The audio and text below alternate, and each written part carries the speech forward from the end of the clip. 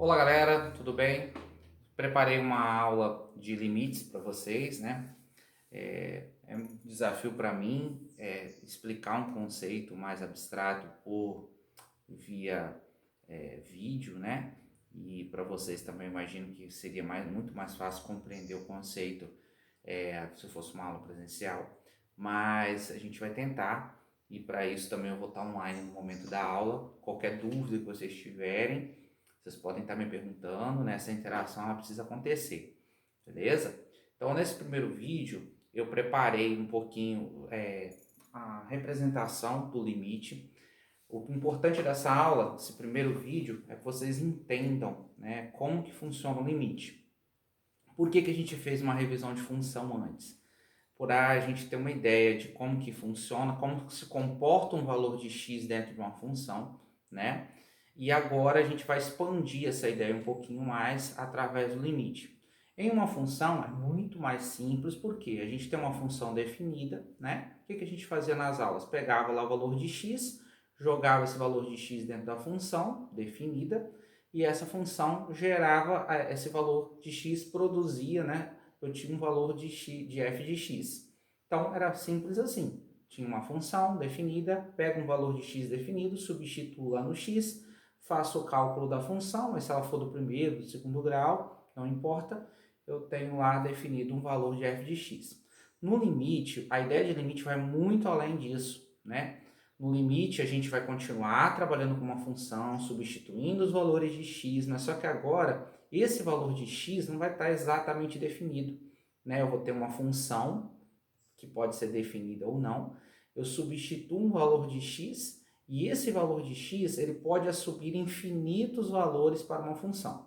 Então, na aula de vocês, eu preparei, né, falando um pouquinho a importância do conceito de limites para o ensino superior, né, porque a aplicação do limite dentro da administração, da contabilidade, da engenharia e muito mais, por isso que o conceito de limite ele é ensinado no ensino superior e não no ensino médio, né? E aí dentro ali também eu trouxe a explicação, um conceito para vocês, a definição da função, do limite. E aí eu estou tentando ali, talvez está um pouquinho estranho, né? Não se assustem lá quando vocês olharem lá, parece que é até um código, né? Nem parece que está em português, mas é assim mesmo, tá? Aí eu vou tentar traduzir aquela definição que está aí no conceito aqui para o quadro, para ver como que se comporta uma função, beleza? Então, por exemplo, eu coloquei lá, considerando a função um f de x definido por um intervalo, então agora a gente não vai estar trabalhando, eu jogo um valor de x, esse valor de x me traz um valor de f de x mais. Agora eu vou estar trabalhando com infinitos valores, um intervalo de valores que vão estar tendendo a um valor a. Então o meu valor de x ele não vai ser exatamente mais o valor a, ele vai tender a tanto pela direita, tanto pela esquerda. Quando eu tender um valor a, esse limite ele vai me trazer uma tendência a um valor de b. Vocês estão observando que essa bolinha do a aqui, ó, ela está aberta e aqui também, assim como a gente vinha trabalhando lá na representação de um domínio de uma função, porque esse valor de x ele pode ser um valor a, mas também ele pode ser um valor que tenda a e não seja exatamente um valor a. Então, quando eu trago lá a definição que o valor do x, na definição, que o valor de x ele está entre essa variação de a menos delta, essa letrinha grega aqui, né, o delta em minúsculo, tá?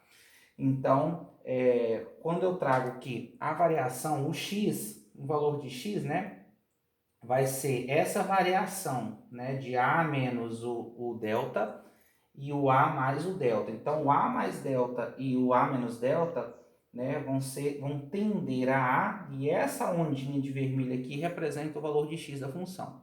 Então, para cada valor que eu jogar aqui de a menos delta, ele vai tender a um valor aqui, ó, que vai tender a b, que não pode ser b exatamente ou não.